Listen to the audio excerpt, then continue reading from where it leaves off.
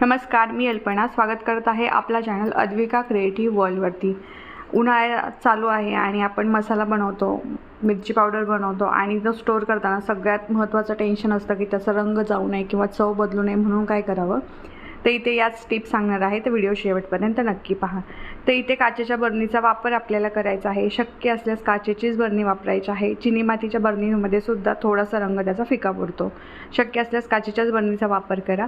आणि ही बरणी आहे 1.5 किलोची। तर या पूर्ण बरणीमध्ये 2 ते 3 किंवा 4 हिंगाचे खडे, हिंगाचा खडा हिंग जो येतो त्याच खडा हिंगाचा वापर करायचा आहे।